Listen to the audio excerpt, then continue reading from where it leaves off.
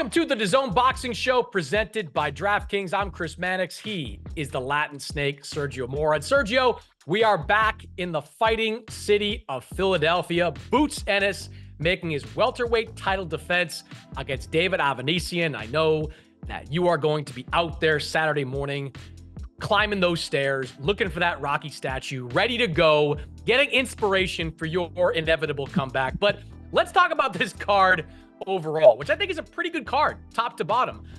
The opener is Khalil Coe, who is someone that hardcore boxing fans are probably familiar with because of his status as an amateur prospect, but maybe the public at large is not all that familiar with. He's 8-0, one draw in his young career. What do you like about Khalil Coe, who's going to fight Kwame Ritter, a late replacement on this card?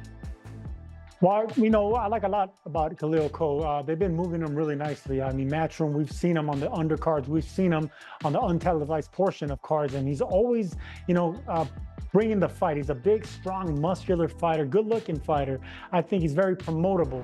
I think he has the hooks and the looks, like I like to say. And I like the fact that they're putting him on a big card here. Khalil Coe has something special, and I think he's going to show out this time. I like what I've seen from Khalil Coe recently, because when I saw him fighting in the first few fights of his career, I wondered what all the fuss was about. And I said this to him during our fighter meetings. I thought he was kind of overrated when I first saw him. And a lot of that, he said, had to do with his struggles making weight, like not making weight the proper way, which is something we see sometimes in young fighters. He's a big 175, big, strong kid. So he had some trouble making weight early in his career. It's why he got a draw in his second professional fight. But if you look at the last few fights, he has looked a lot better. He has looked a lot stronger. He has looked a lot sharper. And against Kwame Ritter, I think Khalil Coe is going to have a great chance to have one of those spectacular highlight reel performances that can start to put him on the map as a professional in the same way kind of people thought of him as an amateur. All right.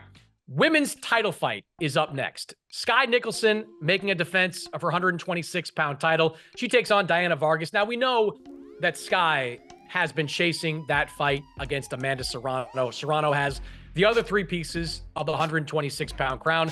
She's obviously not available at the moment. She's going to fight next week, and then she's going to fight in the fall against Katie Taylor in a huge rematch.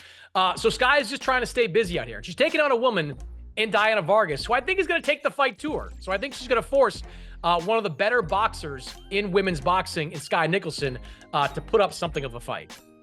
No, Vargas is going to bring the fight because that's the only way she can actually win this fight. Nicholson is really good on her feet, really good on her toes. She uses that height and the reach, so I think she's been moved correctly. She hasn't been with no soft touches, and I think that's why she's actually getting better and evolving as a fighter and a contender. I really like the fact that Nicholson is in there with someone that's not just going to lay down either, so that gives her the experience that she's going to need if she's ever going to fight an Amanda Serrano or someone on that level. So Nicholson's going to be good, but I don't think she gets a stoppage. I think her legs carry her to a decision. It'll probably be unanimous. I think Nicholson's team really wants her to start showing in the ring what she's been showing in camp. In camp, all her people tell me that she sits down and her punches, she hurts some of her sparring partners, but when she gets in the ring in these fights, she uses her legs, she uses her jab, she's able to win decisively, but not in the kind of entertaining way that I think her team believes is there. I think Vargas is going to give her some of those opportunities. She's going to be in front of her, she's going to force the fight, make it a physical fight, and if Skye really does have that power, I think she's got a chance here to score a stoppage in this fight. All right, co-main event is Jaleel Hackett against Peter Dobson. Now, Jaleel Hackett's another top amateur guy that Matchroom had made a big deal out of signing last year. Hackett used to be promoted by Mayweather Promotions, was active in 2023. Now he makes his first fight in 2024. He does it against a guy that we saw very recently. It was just a few months ago that we saw Conor Benn against Peter Dobson. Dobson didn't get the win, but he did go the distance with Conor Benn. What do you think of this fight? The raw power of Jaleel Hackett against the more experienced boxer in Peter Dobson. Well, Hackett has not only the power, but he has the youth. And I think he has the momentum, the promotional push, and he's been active, like you said. Last year he fought 4 times, and activity with a young fighter just equals, success. I like the fact that Hackett is confident, he has experience, like you said, coming off his last fight. But the power in the youth, man. Once he feels the power in the youth, the later this fight goes, the more it's going to turn in the favor of Hackett. I think he chopped down Dobson in this fight late, probably 9-10 rounds. Yeah, I think it's a stoppage as well. I do think it could get interesting if this fight gets into the second half and is competitive. I mean, Jalil Hackett has never gone past the 4th round. 7 of his 8 wins have come by knockout. The other win was a 4-round decision. So he's never been to round 5, round 6. That's where Peter Dobson has been before, very recently as well. So if Peter Dobson can stay out of the way of some of these bombs early on and push this fight into the second half, I think gives himself half a chance of tiring Hackett out and having success in those later rounds. That said, I think Hackett's the real deal. I think his power is legit. I like the fact this fight is at 147. You mentioned last year, Sergio, all the fights he had, they were at a whole bunch of different weight classes. They were like in the low 150s, mid to high 150s. Like he's had to take fights when they became available. Now, he's really able to settle in at 147. And I think his power at 147 is going to be impressive. So I do think he gets the knockout. I think it happens 5th or 6th round. But I think it's a good test for Jalil Hackett. Finally, we've got a good main event. Boots Ennis, first fight in Philly in several years. He goes up against David Avanesyan. Originally, Sergio, this was supposed to be Cody Crowley. Cody Crowley was the IBF mandatory. He had to back out of the fight about a month or so ago because of some eye issues. David Avanesyan puts his hand up, says, I'll step in, I'll take the fight. Avanesyan is a fun fighter, sometimes to his detriment, right? Like sometimes he gets into these kind of fun fights and winds up getting knocked out. Bud Crawford got him, Aegis Kavalauskas got him. So, he's vulnerable in that sense. But Boots has been off for about a year. I think this is going to be a pretty entertaining fight for as long as it lasts. It'll be entertaining for maybe 2 rounds because, like you said, Avanesyan does have experience. He's strong. He likes to get on the inside. He's a rough and tumble type fighter, but man, you're dealing with just an expert sniper, a fighter that can fight from the orthodox stance to the southpaw stance, and he's just as good. You can't tell which style is actually his, which one's actually natural to him. They both come fluid like that. It reminds you of Bud Crawford, the pound for pound #1 fighter on the planet. So Boots is cut off that cloth, and he's from Philly. He has the backing, he has the resume, and the fact that he's fighting in Philly for the first time in a few years, he's gonna want to show out. So the only thing that maybe gives me a red flag here is the late replacement. We know that the late replacement can sometimes, make a fighter not look good. You weren't preparing for that fighter.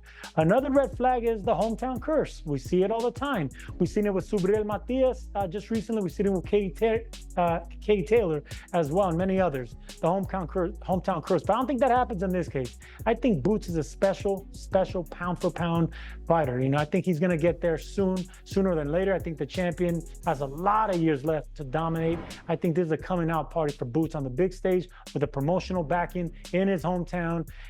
Thousands of fans are going to be there. I think the name Boots Ennis is going to resonate for a long time.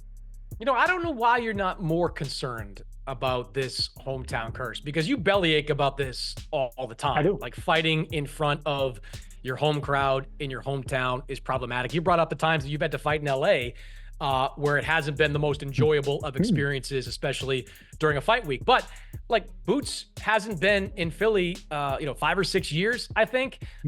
He hasn't fought in front of this kind of crowd ever in Philadelphia. 15,000 strong probably at Wells Fargo.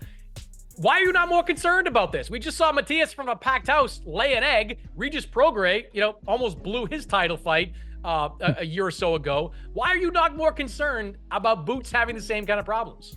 You bring me up in this conversation. I don't have Boots Ennis type talent, Chris Mannix. I don't think 99% of boxers have Boots Ennis type talent. This guy's a special fighter. He's like a natural. Like I said, he could fight from the orthodox stance and clean your clock and then turn southpaw and do the exact same thing. This is a special fighter. I mean, it's the closest you can actually compare to Bud Crawford, and that's high compliment right there. That you hold him in high regards because he's that special. He has the speed, he has the power, he has that chip on his shoulder. He fights with meanness. He comes from the streets of Philadelphia. We all know Philly fighters are some of the toughest fighters in the world.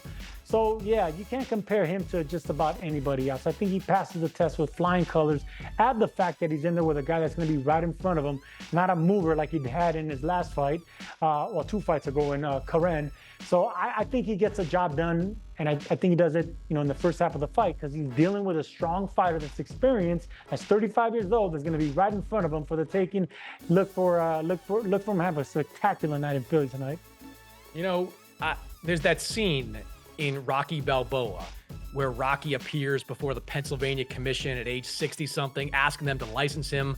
Are you going to use that as inspiration, for you going in front of the California Commission, 20 years from now, to ask for your license back? Oh my goodness. No, first of all, I'm not that poetic like Rocky was on that thing. And second of all, I'm done, man. My legs shiver when you talk about comeback. I'm just shivering now. My liver hurts.